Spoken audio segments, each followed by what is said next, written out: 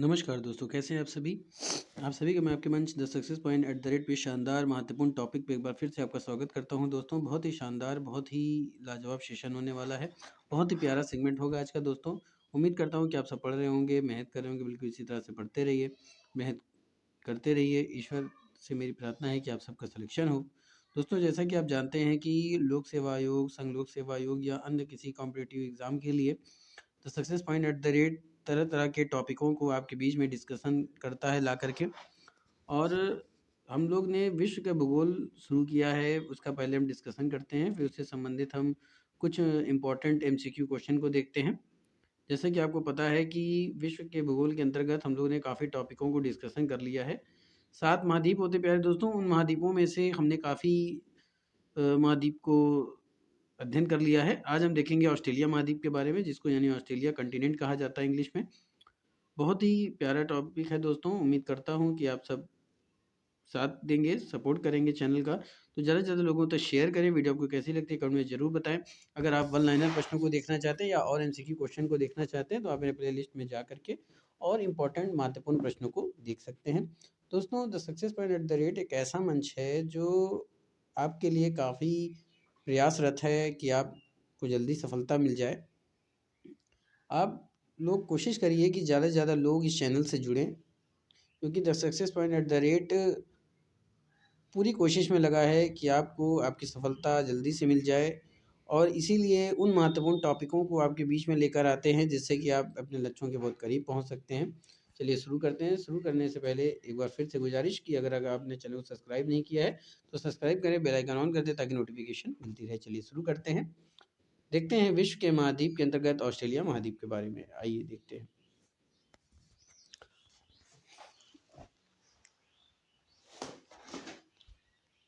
तो दोस्तों ऑस्ट्रेलिया महाद्वीप को खोजने वाले एबल तस्मान और कप्तान जेम्स कुक को माना जाता है।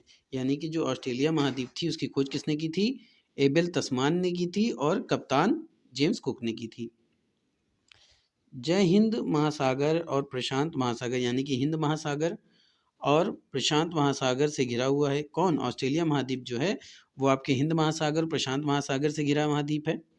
यह एक महाद्वीप है जिसमें मुख्य भूमि Australia, Tasmania, New Guinea, Seram द्वीप, समोता तिमोर द्वीप और पड़ोसी द्वीप शामिल हैं। यह महाद्वीप पूरी तरह से दक्षिणी गोलार्ध में स्थित है। दोस्तों यहाँ से एक प्रश्न आपसे पूछा जा सकता है कि जो ऑस्ट्रेलिया महाद्वीप है ये किस गोलार्ध में स्थित है। तो प्यारे दोस्तों जो आपका ऑस्ट्रेलिया महाद्वीप है ये दक्षिणी गोलार्ध में स्थित है, और इसके जो मुख्य भूमि है वो कौन सी है? ऑस्ट्रेलिया है, तस्मानिया है, न्यू गिनी है, सेरम द्वीप है और तिमोर द्वीप है। और इसकी खोज किसने की थी अगर पूछा जाए दोस्तों, तो एबेल तस्मान ने की थी और कप्तान जेम्स कुक ने की थी। और ये किन महासागरों से घिरा है? तो ये हिंद महासागर और दोस्तों प्रशांत महासागर से घिरा हुआ है। चलिए आगे बढ़ते हैं। आगे कह रहा है कि ऑस्ट्रेलिया एक देश है और इस महाद्वीप का नाम ओशनिया है। इस महाद्वीप का सबसे बड़ा देश ऑस्ट्रेलिया है, इसलिए इसे अधिकतर लोग ऑस्ट्रेलिया महाद्वीप के नाम से जानते हैं। यह सभी महाद्वीपों में सबसे छोटा माना जाता है, यही सबसे छोटा महाद्वीप है। यह एक मात्र ऐसा देश है जिसके नाम से हर पूरे एक महाद्वीप को नाम दे दिया गया है। इसका विशाल भूभाग जो है रेगिस्तानी या अर्धशुष्क है। पूर्वी और दक्षिणी पूर्वी तट में ही उपजाऊ भूमि मिलती है, यानी जो ऑस्ट्रेलिया के पूर्वी और दक्षिणी पूर्वी तट है वो वहाँ की जो भूमि है दोस्तों वो उपजाऊ है, और ज़्यादातर वर्षा भी वहीं होती है। यानी कि जो वर्षा होती है वो ज़्यादातर कहाँ पे होती है? पूर्वी और पश्चिमी पूर्वी तट पे होती है ऑस्ट्रेलिया के। ये देश अपने प्राकृतिक सौंदर्य, विस्तृत खुली जगहों, समुद्री तटों और रेगिस्तान के लिए जाना जाता है। यानी जो ऑस्ट्रेलिया महाद्वीप है वो खुली जगहों, समुद्री तटों और रेगिस्तान के लिए जाना जाता है। लेकिन वास्तव में ये देश दुनिया के सबसे अधिक शहरीकरण वाले देशों में से एक है। बात समझ में आई दोस्तों? एक हैं। इसके महानगरों में मेलबर्न, ब्रिस्बेन, सिडनी, पर्थ जैसे शहर आते हैं। यहाँ के मूल निवासियों की जो भाषाएं हैं और जो संस्कृति है वो दुनिया की सबसे पुरानी भाषाओं और संस्कृतियों में से एक मानी जाती है। आगे देखते हैं दोस्तों। लेकिन यहाँ दुनिया के हर कोने से अप्रवासी भी आते हैं, यानी कि जो बाहर माफ़ कीजिएगा, जो बाहर के कोने के जो लोग हैं वो यहाँ क्या करते हैं, अप्रवासी भी आते हैं, यानी बाहर के प्रवासी भी आते हैं। यूरोप एशिया में ने यहाँ अपने निशान छोड़े हैं, यानी जो यूरोप है और जो एशिया महाद्वीप है उन्होंने भी यहाँ अपने कुछ निशान छोड़ रखे हैं। आइए अब देखते हैं ऑस्ट्रेलिया के इतिहास के बारे में। इसके मूल निवासी ऑस्ट्रेलिया में कम से कम 65,000 सालों से रह रहे हैं। ये लोग दक्षिण पूर्व एशिया से इस जगह आए थे, यानी कि जो मूल निवासी थे वो कहाँ से आए थे, जो रह रहे हैं काफ़ी सालों से, 65,000 सालों से, वो कहाँ से आए थे, तो वे लोग दक्षिण और दक्षिण पूर्व एशिया से ऑस्ट्रेलिया आए थे। जब समुद्र का स्तर बढ़ने लगा तो ये जगह सारी दुनिया में बिल्कुल अलग हो गई। कहा जाता है कि ऑस्ट्रेलिया के मूल निवासियों की संख्या वर्तमान में और भी ज़्यादा होती यदि ब्रिटिश उपनिवेशवादी सोच ने उनका सभी स्तरों में शोषण न किया होता। पश्चिमी सभ्यता ने ऑस्ट्रेलिया के मूल निवासियों से उनके पहचान दूर कर दी। कुछ इतिहासकार तो ये भी मानते हैं कि ऐसा करने के लिए बल प्रयोग का भी प्रयोग किया जाता था, यानी कि क्या किया जाता था कि उनका शोषण किया जाता था यहाँ के निवासियों का, इसलिए वो क्या आगे डेवलप नहीं कर पाए, उनका शोषण होता रहा। पश्चिमी सभ्यता ने ऑस्ट्रेलिया के मूल निवासियों से उनकी पहचान छीन ली और कुछ इतिहासकार तो ये भी मानते हैं कि ऐसा करने के लिए उन्हें बलपूर्वक प्रयोग किया गया जाता था। आगे चलते हैं। आगे प्यारे दोस्तों, आगे क्या है ऑस्ट्रेलिया महाद्वीप के बारे में। तो देखिए इसकी कुछ विशेषताएं हैं, ऐसे समझिए कि पहला क्या है कि जनसंख्या की दृष्टि से ऑस्ट्रेलिया महाद्वीप विश्व में 6वें स्थान पर आता है। अगला है दोस्तों क्षेत्रफल की दृष्टि से ऑस्ट्रेलिया महाद्वीप विश्व में 7वें स्थान पर है, क्षेत्रफल की दृष्टि से। और जनसंख्या की दृष्टि से जो ऑस्ट्रेलिया महाद्वीप है वो विश्व में 6ठे स्थान पर आता है। उसके बाद ग्रेट डिवाइडिंग श्रेणी पाई जाती है, यहाँ पश्चिमी पठारी प्रदेश पाए जाते हैं, मध्यवर्ती मैदानी प्रदेश है, यहाँ पर आयरे झील है। ऑस्ट्रेलिया के प्रमुख औद्योगिक प्रदेश यानी कि major industrial region of Australia भी इसे कहा जाता है। और बाज़ जल संधि, बात समझ में आ रही है दोस्तों, ये ऑस्ट्रेलिया महाद्वीप की कुछ विशेषताएं हैं।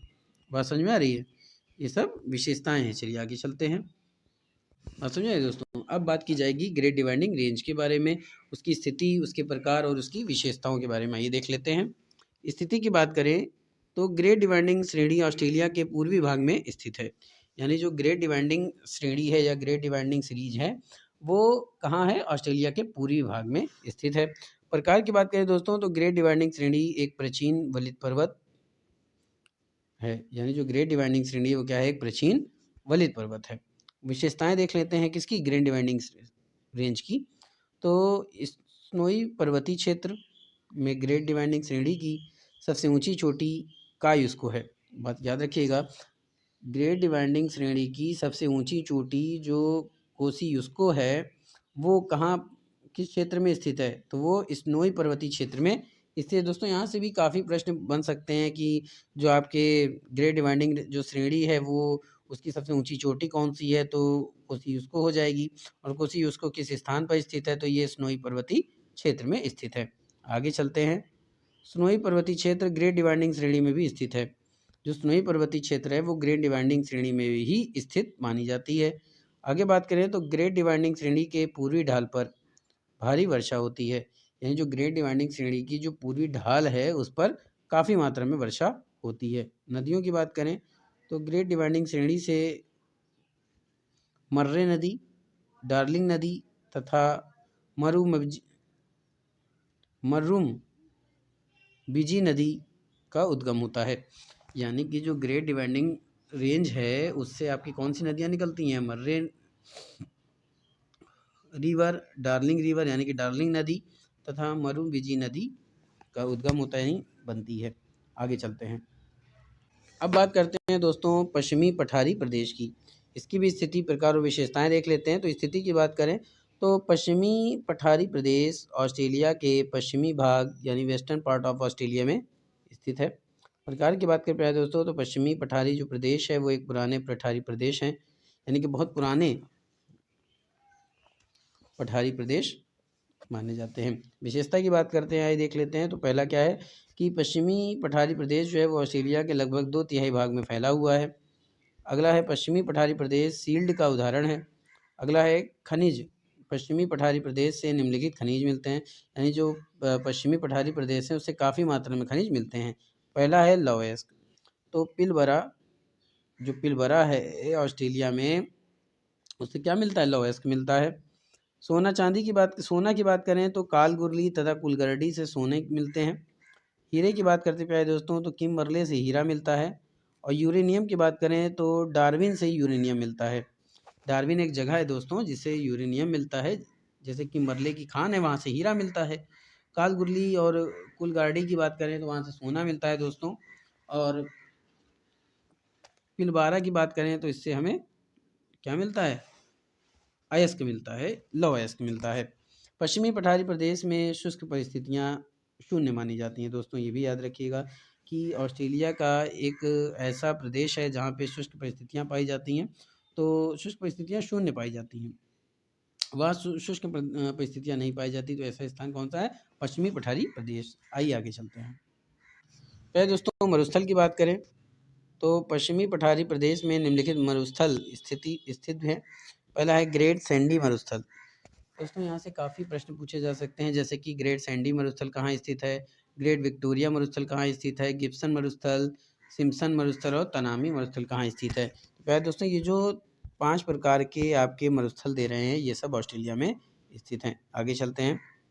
पश्चिमी पठारी प्रदेश में आयर रॉक नामक विशालतम एकल चट्टान भी स्थित है, यानी एकल एक चट्टान है, यानी एक चट्टान पाई जाती है, बहुत बड़ी चट्टान है जिसका नाम है आयर रॉक। आगे चलते हैं। आयर रॉक को स्थानीय भाषा में उलुरु कहते हैं। पश्चिमी पठारी प्रदेश में लवणीय झीलें पाई जाती हैं, जैसे डिसअपॉइंटमेंट झील, आयर झील। डिसअपॉइंटमेंट झील एक लवणीय झील मानी जाती है। डिसअपॉइंटमेंट झील से मकर रेखा गुजरती है। याद रखिए कि प्यारे दोस्तों किस झील से मकर रेखा गुजरती है, तो इस झील का नाम क्या है? डिसअपॉइंटमेंट। याद रखिएगा दोस्तों, काफ़ी इंपॉर्टेंट, यहाँ से ये टॉपिक हो सकता है, ये प्रश्न हो सकता है, याद रखिएगा, इंपॉर्टेंट है। आगे चलते हैं। पहले दोस्तों अब बात करते हैं मध्यवर्ती मैदानी प्रदेश की। तो इसमें 3 तरह के हैं। पहला क्या है? ग्रेट आर्टिजन बेसिन, दूसरा है मरे डार्लिंग बेसिन, तीसरा है नल्लार बोर के मैदान। दोस्तों अगर अभी तक आपने मेरे चैनल को सब्सक्राइब नहीं किया है और मेरे चैनल पर नए विजिटर हैं तो आपसे गुजारिश है कि आप मेरे चैनल को सब्सक्राइब करें, बेल आइकन ऑन कर दें ताकि कोई भी अपडेट वीडियो की आपको मिलती रहे। चलिए शुरू करते हैं ग्रेट आर्टिजन बेसिन के बारे में। तो इसकी स्थिति की बात करें तो ग्रेट आर्टिजन बेसिन दोस्तों ऑस्ट्रेलिया में स्थित है। ग्रेट आर्टिजन बेसिन विश्व का सबसे बड़ा आर्टिजन बेसिन है। जब जल दो अपारगम में चट्टानों के बीच अत्यधिक उच्च दाब परिस्थितियों में स्थित होता है तो कमज़ोर स्थल पाकर जल स्वतः सतह पर बाहर निकलता है।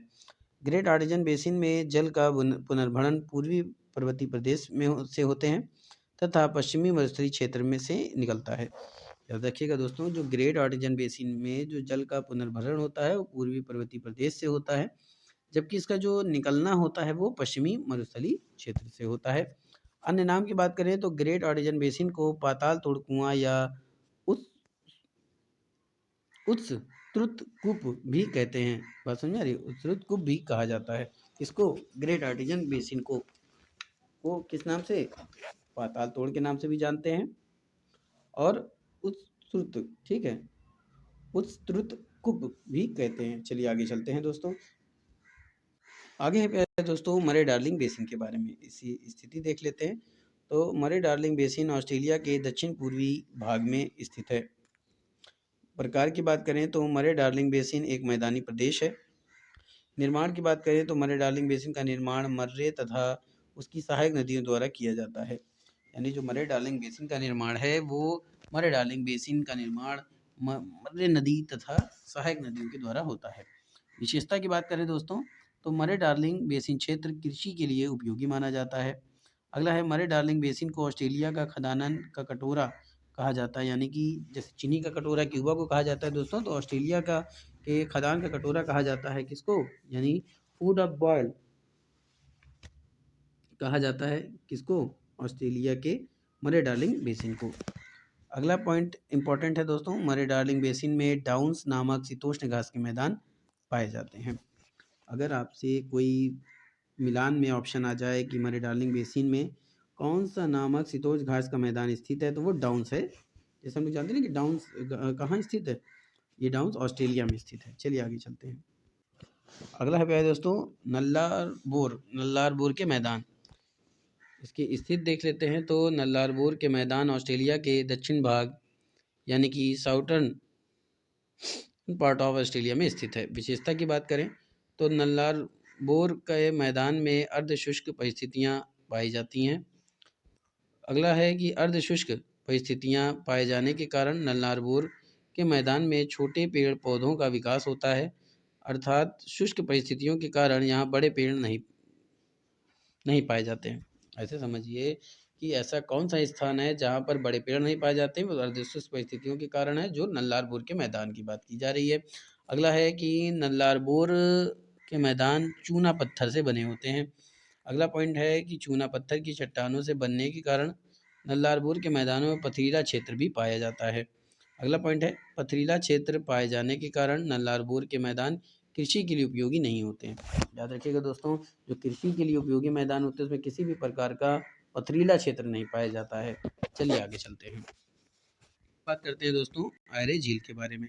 तो आयरे झील ऑस्ट्रेलिया में स्थित है। विशेषता की बात करें, पहला है कि आयर झील ऑस्ट्रेलिया की सबसे बड़ी लवणीय झील है। दूसरा है आयरे झील में ऑस्ट्रेलिया का न्यूनतम बिंदु स्थित है। तीसरा है आयरे झील में अंतः स्थलीय अपवाह तंत्र पाया जाता है। अगला है नया नाम का है कि आयरे झील का नया नाम कांटी ठंडा झील है। समझ आ रही, जो आयरे झील है उसका नया नाम क्या है, काटी ठंडा लेक यानी कि काटी ठंडा झील। चलिए अब देखते हैं ऑस्ट्रेलिया के प्रमुख औद्योगिक प्रदेशों। तो दोस्तों ऑस्ट्रेलिया के प्रमुख औद्योगिक प्रदेश कौन से हैं? न्यू साउथ वेल्स कोयले के लिए जाना जाता है, और ब्रोकन हिल्स व माउंट ईसा किस लिए जाना जाता है? आपके सीसा जस्ता चांदी के लिए जाना जाता है। एलिस स्प्रिंग्स की बात करें तो तेल एवं प्राकृतिक गैस यानी ऑयल और नेचुरल गैस के लिए जाना जाता है। अगला है वाइपा क्षेत्र केप यार्क महाद्वीप यानी कि बॉक्साइट के लिए जाना जाता है। अब देखते हैं बास जल संधि के बारे में। तो बास जल संधि दक्षिणी महासागर को तस्मान महासागर से जोड़ती है। बास जल संधि तस्मानिया द्वीप को ऑस्ट्रेलिया से अलग भी करती है। याद रखिएगा दोस्तों, बास जल संधि को ऑस्ट्रेलिया से अलग कौन सी नदी करती है? तो तस्मानिया नदी करती है। अगला है बास जल संधि वाले क्षेत्र में पेट्रोलियम तथा प्राकृतिक गैस के भंडार पाए जाते हैं। बात समझ में आ रही है? जो बास जल संधि होती है उसके क्षेत्र में पेट्रोलियम प्राकृतिक गैस पाए जाते हैं। अगला है दोस्तों वृहद बैरियर भित्ति यानी ग्रेट बैरियर रीफ। याद रखिएगा, बहुत ही इंपॉर्टेंट टॉपिक है ये, इससे प्रश्न बनते हैं। पहला है ऑस्ट्रेलिया के पूर्वी तट के पास कोरल सागर में स्थित प्रवाल भित्ति यानी कि coral reef located near the eastern coast of Australia in coral. आगे है विश्व की सबसे बड़ी प्रवाल भित्ति वाला क्षेत्र है ये। फिर है जैव विविधता एवं पर्यटन क्षेत्र भी है। कौन? वृहद बैरियर भित्ति यानी कि ग्रेट बैरियर रीफ। तो दोस्तों ये था शानदार महत्वपूर्ण प्रश्नों की श्रृंखला जो हम लोग डिस्कशन कर रहे हैं आज। दोस्तों पहले हम लोग उसका अच्छे से डिस्कशन करते हैं, फिर उससे संबंधित हम कुछ एमसीक्यू क्वेश्चन को देखते हैं। तो आज हमने ऑस्ट्रेलिया महाद्वीप को देखा है, इससे पहले हमने दोस्तों यूरोप महाद्वीप को भी डिस्कशन किया था।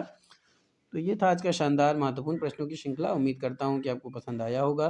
तो दोस्तों ज़्यादा से ज़्यादा लोगों तक शेयर करें, लाइक करें, वीडियो को कैसी लगती है कमेंट में ज़रूर बताएं, और ज़्यादा से ज़्यादा लोगों को इस चैनल से जोड़ने का प्रयास करें, शेयर करें, वीडियो को सब्सक्राइब करें, बेल आइकन ऑन कर दें ताकि नोटिफिकेशन मिलती रहे। तो मंजिलों से चलकर बेहतर मंजिलें तलाश कर, मिल जाए दरिया तो समंदर तलाश कर, यूँ तो टूट जाते हैं पत्थर के चोट से शीशे, पत्थर ही टूट जाए शीशा तलाश कर। तो दोस्तों इसी जुनून के साथ आपको लगन के साथ जुटे रहना है। तो फिर मिलेंगे, तब तक के लिए जय Hind, wish you all the best.